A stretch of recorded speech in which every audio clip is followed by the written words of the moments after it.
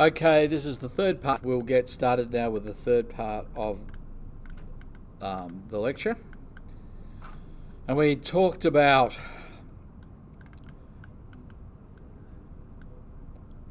bargaining power of suppliers and bargaining power of buyers. There's only two other things that we're going to talk about. Now we're going to finish our discussion of the five forces, and then we're going to look at the competitive environment and how those five forces impact upon what makes an attractive or an unattractive industry.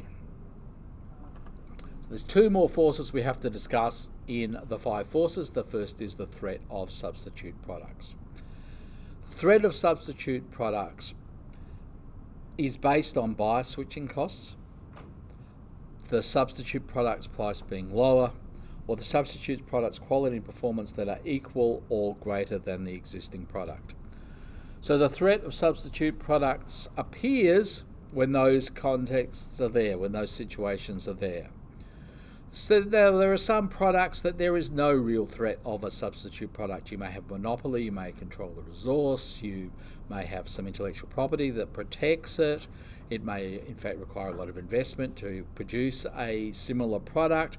There may be things that aren't easily substitutable. It's often the case in brands, but can be the case in a whole range of other areas. One of the reasons for the fight between Samsung, the patent fight between Samsung and Apple, which ultimately involved both of them paying pretty similar amounts of money to each other about touchscreen design and about the tablets and phones. Very similar amounts of money paid in patent infringement across the two companies.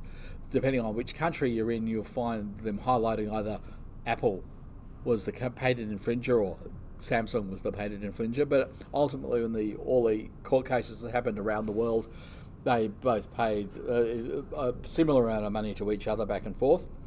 That was an example of Apple trying to defend itself from what they perceived to be substitute products, because they created what they believed was a completely new market segment, and then other companies were coming in with touchscreen phones. Now, ignoring the fact that there were in fact touchscreen phones around before the before the iPhone, that's what they were doing. In a differentiated industry, in an industry where branding or quality is easily perceived and valued by customers, you get a reduced threat. There's a greater threat of substitute products where brand is less important. Now, brand is not necessarily sustainable, however. Samsung and LG. How many people own a Samsung or an LG appliance? And often when I ask that question, I find a lot of people own something made by LG or something made by Samsung. Now, we've got people in the room. How many people here own, now that we've got the extra people back from the break, how many people here own a Lucky Gold Star product? Nobody here owns a Lucky Gold Star product. How many people have ever heard of Lucky Gold Star? Sounds pretty cheap and nasty, doesn't it? How many people here own an LG product? LG.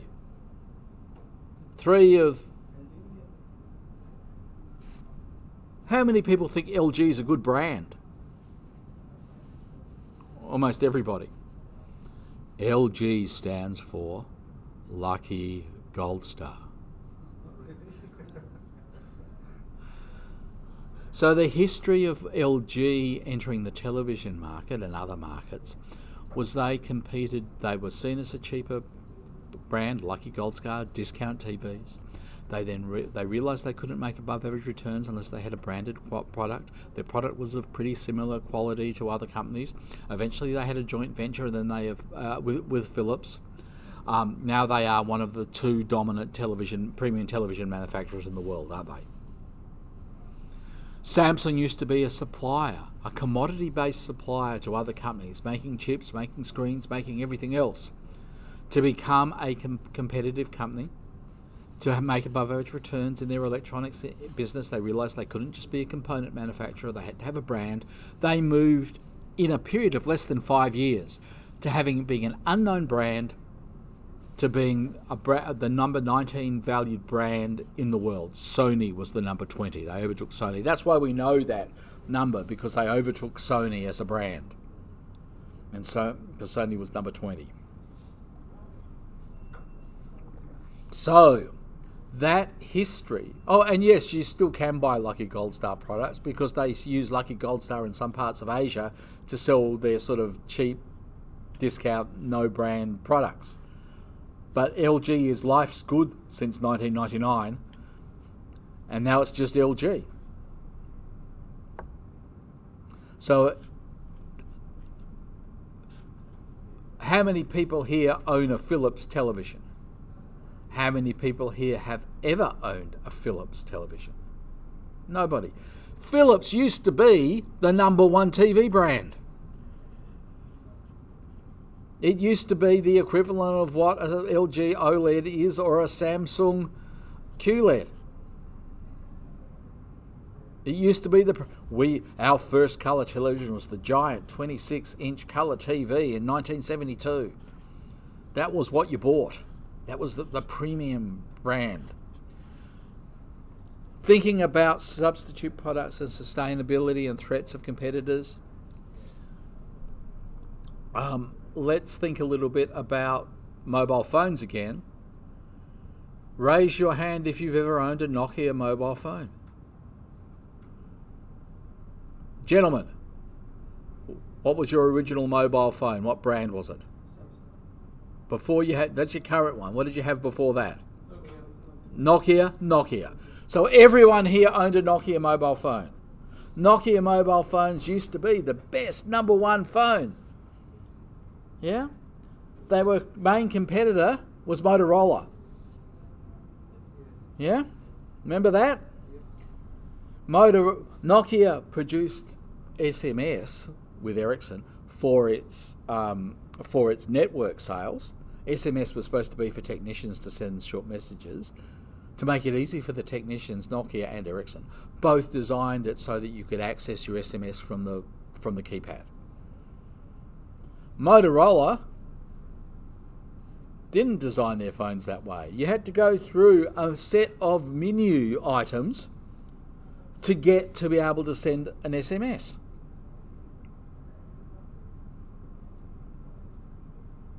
But Motorola's were better phones, technologically.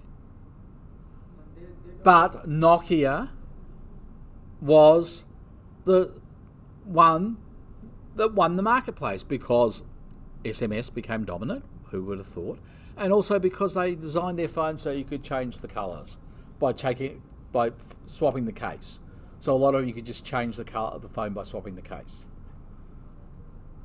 So if you were a Port Adelaide supporter, like sensible people, you could change it to a Port Adelaide coloured case. And if you're a Manchester United supporter or a Liverpool, you could buy a case, change the colour of the phone. Now, what? Sorry? They don't have a what? The battery of Motorola is not that good compared to the Nokia. Okay. People tell me that. I've had both. But now, because, one of them's owned by Microsoft, they're not, Sony and Ericsson had to merge. Nokia is owned by Microsoft. Neither of them are dominant mobile phone companies, are they? They're not Samsung. They're not iPhone. They're not any of the three emerging Chinese brands. They're also RANs.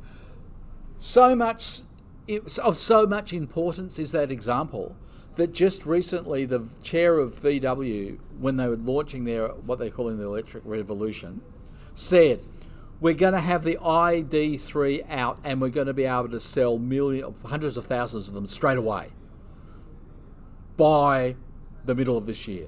And our next platform's coming out, just like they launched the Golf. They launched about they launched the Golf, they launched the Passat, they launched about 4 different platforms in the same within about an 18-month period. They're doing the same with electric vehicles. Why are they doing it that way? Well, they're behind the curve. And if they don't do that, as he said, we're not going to end up being the Nokia of the car industry. Because Tesla is effectively the iPhone of the electric car industry, isn't it?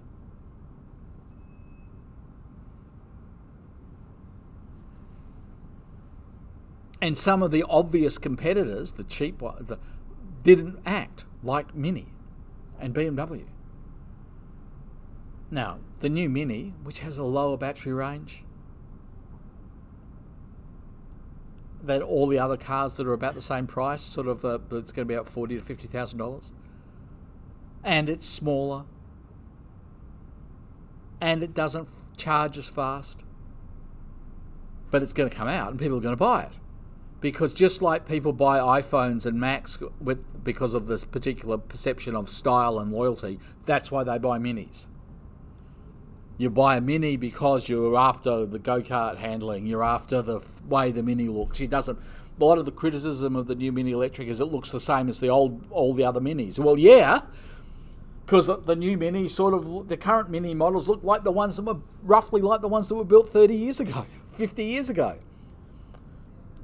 61 years ago was when they started, right?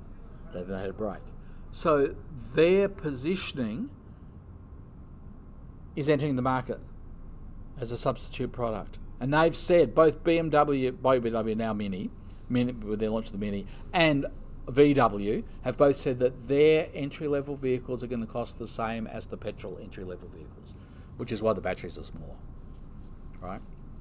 So they can keep the price the same. Because electric vehicles cost less to make because there's less components, but the main cost is the battery, and the batteries will come down over time in any case. For the battery things, in the parking area, yeah, they make us forced to charge the battery for any car, like the Tesla. That's right. That's right.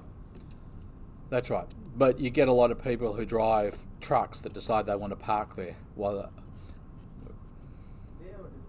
But to be honest, I look, as you guess, I like Minis. The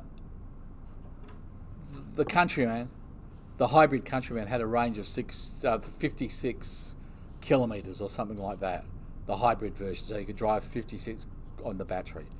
And I went, I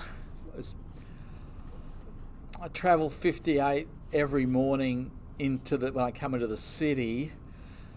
It's not worth me getting that for that price. If it had a 200 kilometre range though, like the Mini, 300 kilometre range like the Mini, the new Mini will have, well, it's worthwhile. Because quite frankly, most people don't drive more than about 50 kilometres a day. And also in your mind you go, okay, even if I don't have a home charger, I can do 80% charge of a smaller battery in 12 hours just by plugging it into a normal wall socket. I'll only have to charge it every 4 days. It's a direct substitute for all the other gas, because a lot of the reason people buy Minis is because they don't use much fuel, as well as all the other stuff about the style and everything else. Even though they cost the same as a Kona electric, or which is a Honda, which is the best value electric car by far, but it's still in a Hyundai, so there's a little bit of a sticker shock, even though it's electric. But most people don't need more than 150 miles a day. Most people don't even need 100 miles a day battery range. Most people in Australia do need more than 50 kilometres battery range a day. So that's why the hybrid, the Mini hybrid, using Toyota technology with a larger battery wasn't successful. The Countryman, but the new one, they haven't even opened it for pre-orders because there's a real likelihood that they can't meet the current pre-orders. Which is why VW is entering with massive market. Threat of substitute products. It all fits together. I know that's a bit of a roundabout way of saying it, but it all fits together. Tesla is the substitute product that substitutes for gas vehicles, and it's a premium vehicle. And it's reducing its cost to produce lower cost vehicles. And the 3, and then they'll have a 2, and then it'll be the same price as small cars. Other companies have to react now, or they won't be competitive. They'll disappear just like Nokia effectively disappeared. And the reason, again, for using the Mini example is that people are willing to pay more for less if they like the brand and the style. You know, a Countryman costs 40 grand. For 40 grand, you can get the top of the range Kona.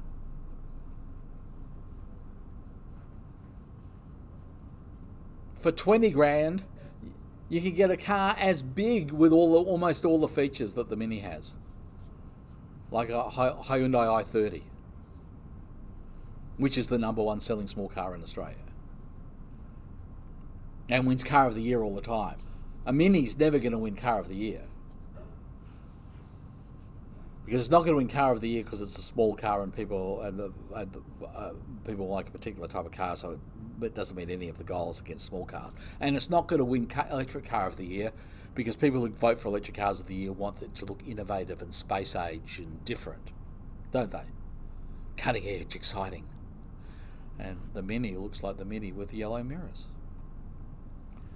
So after the Mini gets launched, we're going to use the Mini as an example. But trust me, particularly people listening to the lecture as a recording, there'll be lots of other non-car, non-phone, non-television examples as we go along the course. I know that's this week. It's all been car, TVs, and electronics. On phones. The last of the 5 forces is intensity of rivalry among competitors. Industry rivalry increases when there are numerous or equally balanced competitors. So when they're balanced against each other, well, the only way to gain greater profitability or market share is to beat the other, so you get intensive rivalry. You don't want to lose your market share. You both have resources, so you're balanced. So lots that are equally balanced, they have to fight each other all the time. You know, now a sports example, the exact opposite of the EPL. There's only about 5 teams that can ever win the EPL, maybe occasionally one other. The other 16 teams are there to make up numbers for the main teams. Industry growth slows or declines. When there's so you've got, and we look around the world, there are, even today, we're seeing, massive declines, in particularly because of COVID. But there's only really 2 airline manufacturers, because that's about what the industry will support. We've seen a dramatic decrease and merging of different car companies because the industry hasn't been growing as fast. When there's high fixed cost or storage costs, now, universities have high fixed costs because they're fixed costs of the buildings. The only variable, etc. The only variable are their licenses.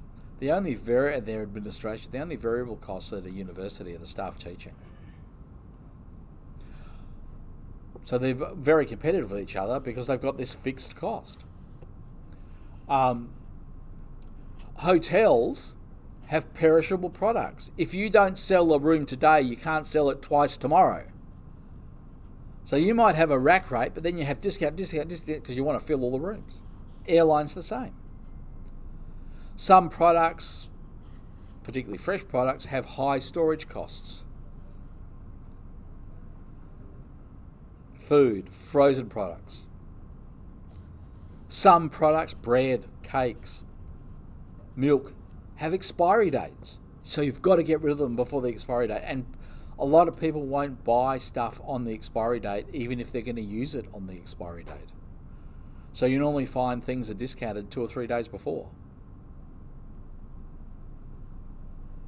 That's why Aldi has the phrase display until best before, because they're trying to reduce the amount of discount they have to give, because of the display until is the day that everyone else will start discounting.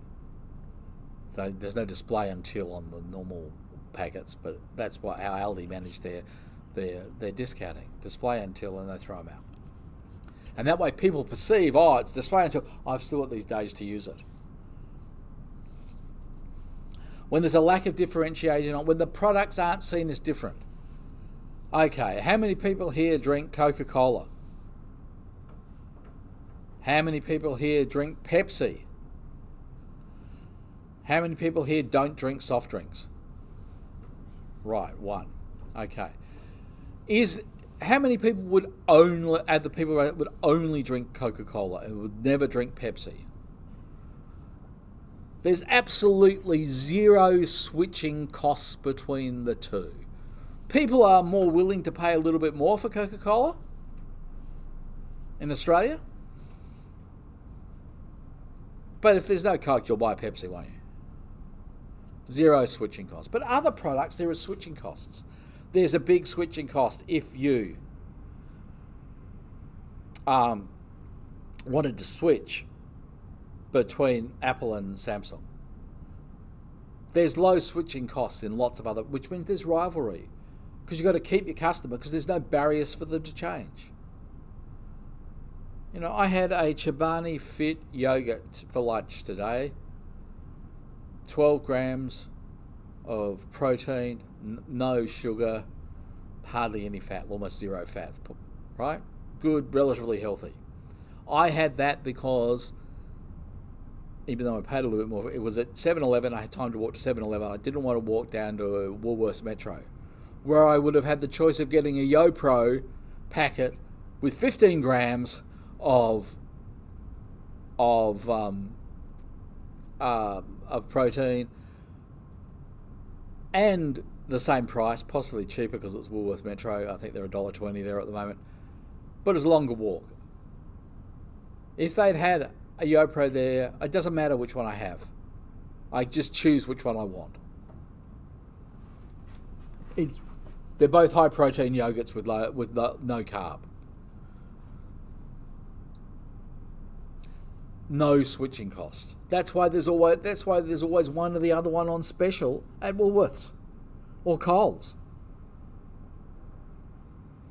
Chobani's last month tried not to put them on special. This is power of buyers. So Woolworths took the Chobani off range and just put more space for YoPro. Now they're both back on range. Okay. The reason that you almost always find one product in a category is because on special at supermarkets is because often people don't care which product they're using. Some people will pay for it. There are products that are differentiated that people will pay for the brand for. There are people that are absolutely committed that a particular brand is better. I have this conversation often about a particular type of fish sauce, Tipperot fish sauce. Tipperot fish sauce at Woolworths is often on special. It's exactly the same Tipperot fish sauce that you have to drive to Springvale and get, except it's in a different container. It's cheaper at Woolworths, but my partner is committed to that particular brand or another brand of fish sauce. Right? And then it gets justified in a different way. Okay? So it's about, doesn't matter what tomato sauce you buy, doesn't matter what cheese you buy. Often they're the same. If you look at the back and you check Obviously, they're made and they're the exactly same cheese, just with a different brand on them. But people say, no, I'm only going to eat Coon Light. I'm not going to eat Light and Tasty. Light and Tasty Woolworths is bigger cheese. It's Light and Tasty at Woolworths, the Woolworths brand, and the Aldi brand of cheese slice are exactly the same. But some people think the Woolworths brand is better, and some people don't. And some people don't care. They'll buy whichever's on special. That's switching costs. That's why firms spend so much time convincing you that things are different. I have had long conversations in other states about the difference between Harvey Norman and Bing Lee and Joyce Main. Here we don't have Bing Lee, we don't have Joyce Main. We do have Domain and Harvey Norman. Harvey Norman, Bing Lee, and Joyce Main, Domain, all the same company. All the same buying group. Just differentiated to create the illusion of competition. Chemist Warehouse and Discount Pharmacy and Chemist Direct, all the same company.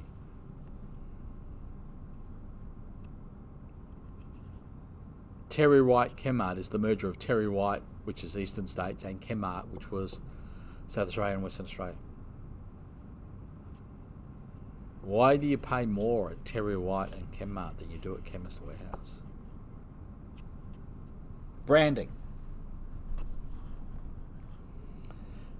Differentiation.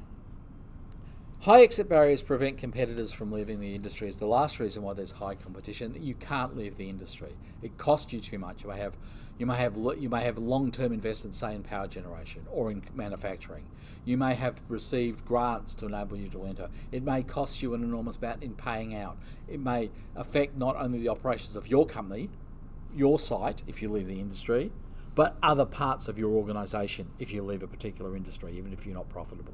So you need to stay there, so that creates intense rivalry among the firms. Which brings us to almost the last two slides. There's a little bit after this, but almost the last two slides. How do the five forces influence whether an industry is attractive or unattractive? Remember, this is a continuum and there can be different combinations of the forces in different industries. But at one end of the spectrum, if there's low barriers to entry, so you can get lots of competitors who'll try to enter the marketplace. If the suppliers and buyers have strong position, so you're squeezed from both sides by their power, if there's a threat of substitute products, other companies that you don't have to buy from you, they can buy from something else, they can buy from a different sector. And if there's intense rivalry among competitors, it's an unattractive industry. It's going to be hard for you to make above average returns. So you've got low profit potential. If high entry barriers, suppliers and buyers have weak positions, few threats of substitute products, moderate rivalry among competitors, high potential for profit. And then you get different combinations causing different things. Right, the last theme we want to talk about is strategic groups. Strategic groups are in the industry environment in a way. They're the most close competitors. Strategic groups are firms that are usually described as having similar strategies, similar advantages, similar resources, and they compete most directly in the industry. There's more modern ways of describing that, but we're not going to deal with that in that company, this unit, because strategic groups, there's actually more than one way that you can be equal. A strategic group is, BMW and Mercedes compete pretty directly with each other, don't they? Qantas and Singapore internationally compete directly with each other, don't they? Jetstar and AirAsia internationally compete directly with each other.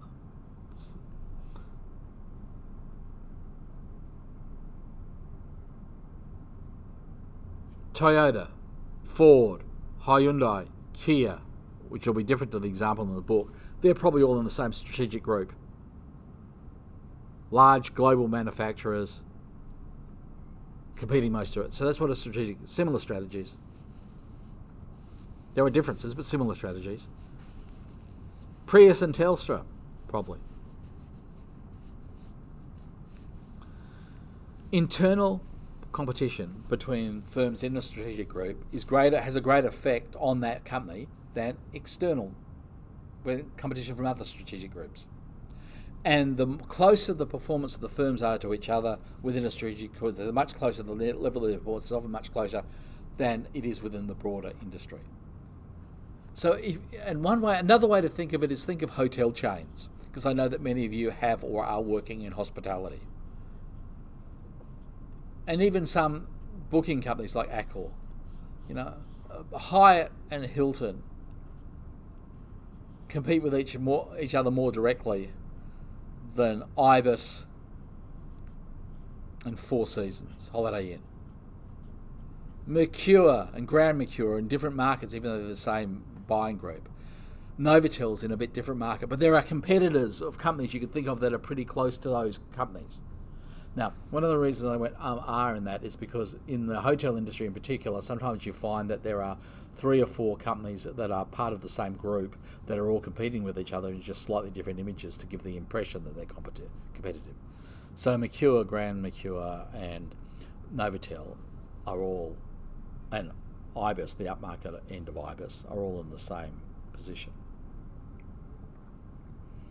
But Ibis also competes with Formula One and what's it called? Not Park Royal, Travelodge. So the modern Ibises compete with the Travelodge. They're identical. But the Formula One competes with backpackers, competes with no-name hotels. True? Different groups, still hotel industry, but different groups. The takeaway industry, fast food industry. You could see how there's differences. Probably McDonald's and Hungry Jack's and KFC are the 3 main competitors in that segment. But then you can probably think of other segments where there are different takeaway competitors for different groupings. Starbucks competes with, who the heck knows? 7-Eleven competes with Metro. Aldi competes with Coles and Woolworths and IGA. But they have different market positionings. Obviously, Aldi's at a lower level of the market. But if you look at Aldi's position, as far as not necessarily as far as quality, as far as range, because they have the different philosophy of range. But Aldi suddenly has this idea of marketplace because they realise that in Australia they need to have a bigger fresh food story to compete with particularly Woolworths. Because Woolworths has giant fresh food. It's like almost half of a Woolworths store is fresh food, isn't it? Like vegetables, fruit, vegetables, that type of stuff. So Aldi's increased the size in its bigger stores, its fruit and veg, and I've called it marketplace. Because they're trying to compete directly with Woolworths in that way, but being cheaper. Or being perceived to be cheaper. And sometimes the perception of cheaper at Aldi is just the packets are smaller of the fresh food, so it looks like you're spending less, but that's life. In strategic groups, not only can you look at strategy, this broad strategy, the things that make them close are the extent of technological leadership, the product quality, the pricing policy, the distribution channels, and the level of customer service. So people perceive IINet to have a higher level of customer service and more direct competition with Telstra and Optus, and that TPG, which is bigger than IINet and almost as big as Optus, as in internet, as being a low service, but then TPG owns IINet. But there are also, so Telstra created Beyond to compete with the discount, to compete with TPG. beyond internet is Telstra's discount internet. Not as much service, not as much bells and whistles, same speed, cheaper, same type of lack of service that TPG gives you. Does that make sense? So they're still in the telecommunications industry, they're just different strategic groups. Okay, last two slides before we finish. When you are analysing what's happening in the marketplace, you do something called competitor analysis. You look at their objectives, their strategy, their assumptions, their capabilities, so you can compare yourself with them when you do an industry analysis at competitor level. In your first assignment, you're doing an industry analysis, you're only doing a small amount of competitor analysis. And this table is a summary of the decisions that you make from that analysis. But we're not going to spend any time on this table because we've just hit the end of where we should be. Probably over time.